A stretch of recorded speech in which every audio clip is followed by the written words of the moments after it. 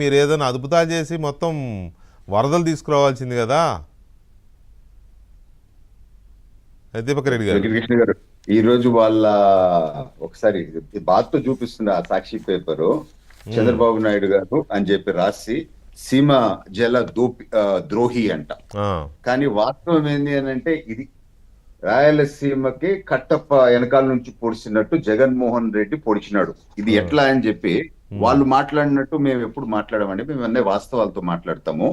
జగన్మోహన్ రెడ్డి అధికారంలోకి రాగానే 8/7/2020 రోజు జియో నెంబర్ 365 అనేది, ఇదిగోండి ఒరిజినల్ కాపీ ఆఫ్ జియో వాళ్ళ టైంలో ఇచ్చింది, నేను చూపిస్తాను రుజువుతో సహా.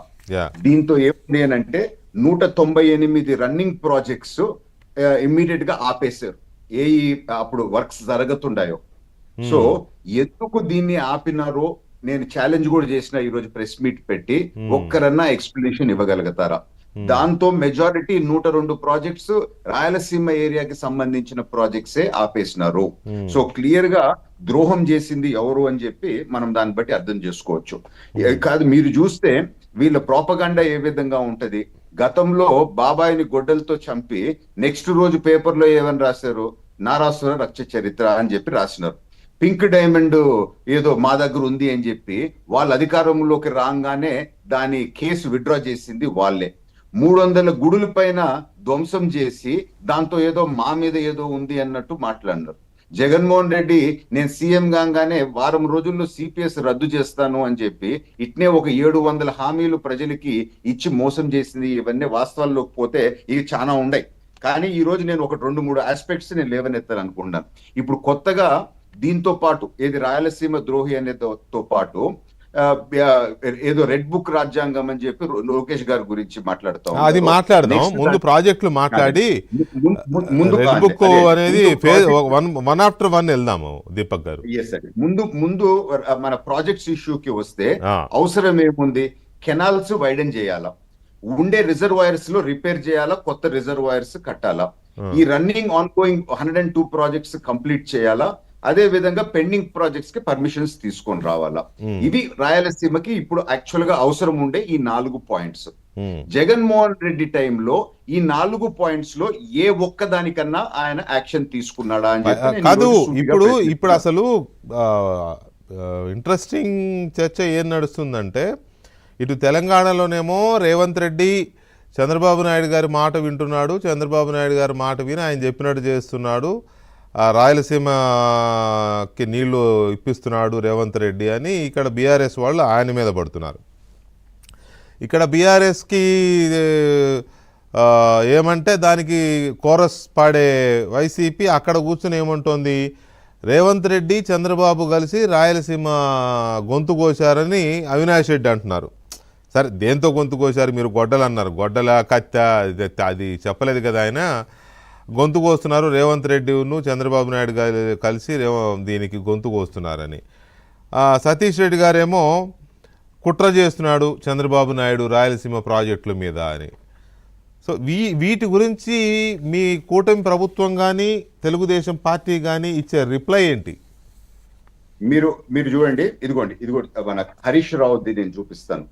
హరీష్ రావు క్లియర్ గా ఏమని చెప్పాడంటే, మేము ఎన్జిటికి కంప్లైంట్ ఇచ్చి మేము రాయలసీమ ఎత్తిపోతల ప్రాజెక్టు, మన రాయలసీమ లిఫ్ట్ ఇరిగేషన్ ప్రాజెక్ట్ ఆపినాము అని అన్నాడు.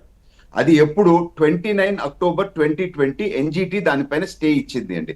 సో క్లియర్ గా 2020 జగన్మోహన్ రెడ్డి ఉన్నప్పుడే అది జరిగింది అని చెప్పి. దీంతో పాటు ఈ రోజు ప్రెస్ మీట్ లో కూడా నేను చెప్పడం ఏం జరిగింది అని అంటే, పాదయాత్రలో పోయేటప్పుడు పోతిరెడ్డిపాడు హెడ్ రెగ్యులేటర్ దగ్గరికి రోడ్డు కూడా సరిగ్గా లేకపోతే బైక్ తీసుకొని నేను మొత్తం నడుచుకుంటూ పోయి ఆ రోజే ఒక వీడియో రిలీజ్ చేశాను. అంటే కృష్ణా నది నుంచి గ్రావిటీతో ఆంధ్రాకి నీళ్లు తీసుకోగలిగిన పాయింట్ అది ఒకటే. ఏ ఒక్క పర్మిషన్ తీసుకోలేదు, కృష్ణా వాటర్ దగ్గర తీసుకోలేదు, సెంట్రల్ వాటర్ దగ్గర తీసుకోలేదు, ఎన్జిటి దగ్గర తీసుకోలేదు, కేంద్ర ప్రభుత్వం దగ్గర తీసుకోలేదు. ఏ పర్మిషన్స్ తీసుకోకుండా ఆ ప్రాజెక్ట్ కేవలం కమిషన్స్ కొరకు స్టార్ట్ చేసి తర్వాత ఎన్జిటి దానిపైన పెనాల్టీ పెట్టిన తర్వాత ఆ ప్రాజెక్ట్ ఆపేశారు. అంటే ఒకటే ఒక పాయింట్, కృష్ణా నదిలో రాయలసీమకి నీళ్లు తీసుకునే పాయింట్ నే ఈ రోజు ఒక లిటిగేషన్ లో వేసేసినాడు అని అంటే నిజమైన రాయలసీమ ద్రోహి జగన్మోహన్ రెడ్డి కాదా అని చెప్పి నేను ఈ రోజు సూటిగా ప్రశ్నిస్తున్నాను. అదే విధంగా జగన్మోహన్ రెడ్డి గతం కేసీఆర్ తో పాటు ఒక అక్రమ సంబంధం పెట్టుకొని తెలంగాణ భూభాగం నుంచి ప్రాజెక్టు తీసుకొని రావాలా అని చెప్పి 1,15,000 కోట్లకి ఎస్టిమేట్ ఆ రోజు వాళ్ళు వేశారు.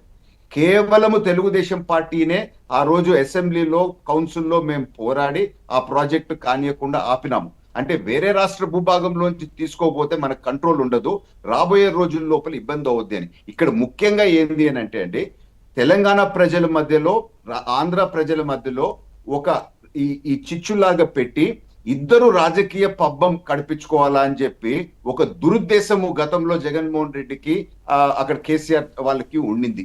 ఇవాళ ఖమ్మం రాజకీయం కేటీఆర్ గారు వాళ్ళ ఖమ్మం పర్యటనకి వెళ్తే ఆ పార్టీ ర్యాలీలో వైసీపీ వాళ్ళు కూడా జెండాలు పట్టుకొని సేమ్ అదే ర్యాలీలో పాల్గొన్నారులే. ఉండొచ్చు పార్టీల మధ్య ఆ స్నేహబంధం ఉండొచ్చు, కానీ నాకు ఇక్కడ అర్థం కాని ఈక్వేషన్ ఏంటంటే గఫూర్ సాబ్, వీళ్ళేమో తెలంగాణలో ఉన్న బీఆర్ఎస్ ఏమంటుంది, రేవంత్ రెడ్డి అని ఇంకొక పాయింట్ దీపక్ గారు ప్లీజ్ కంక్లూడ్. వాళ్ళు ముందు పెట్టుకున్న అగ్రిమెంట్ ప్రకారము 1,15,000 కోట్ల ప్రాజెక్టు అంటే కేవలము డబ్బులు కొట్టేసే దాని కొరకే వాళ్ళు చేసినారు, కానీ ఇక్కడ ప్రజల మీద ఇంట్రెస్ట్ తో లేదు. ఇప్పుడు మీకు ఒకటి నేను సూటిగా ప్రశ్నిస్తాను. అప్పర్ కృష్ణ, అప్పర్ తుంగ అండ్ అప్పర్ భద్ర కర్ణాటక వాళ్ళు ప్రాజెక్ట్స్ కడతా ఉన్నారు. మహారాష్ట్రలో సర్ఫ్నలా అండ్ అంబేహోల్ ప్రాజెక్ట్స్ కట్టినారు. వీటికి అన్నిటికీ జగన్మోహన్ రెడ్డి టైంలో గత రాజశేఖర్ రెడ్డి టైంలో కట్టినప్పుడు అప్పర్ స్ట్రీమ్ వాళ్ళు నీళ్లు వదలకుండా కొత్త ప్రాజెక్ట్స్ కట్టి మనకి ఇబ్బంది అవుతుంది కదా. లాస్ట్ లో ఉండేది ఆంధ్ర, దాని తర్వాత తెలంగాణ. ఫస్ట్ నీళ్లు రావాలంటే పై రాష్ట్రాలు కట్టనీయకుండా వీళ్ళు ఆబ్జెక్ట్ చేయాలనా లేదా? ఎందుకు వాళ్ళ టైంలో ఆబ్జెక్ట్ చేయలేదు?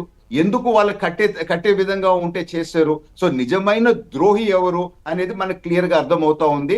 జగన్మోహన్ రెడ్డి గారు 5 సంవత్సరాల్లో కేవలం నిజమైన ద్రోహి అంటే సరే, హైదరాబాద్ లో ఉన్న ఆస్తుల కోసం ఆనాడు బీఆర్ఎస్ తో కాస్త అంటగాగి ఉండవచ్చులే, కానీ గఫూర్ గారు ఇక్కడ కొంచెం నాకు అర్థం కాని ఇదేంటంటే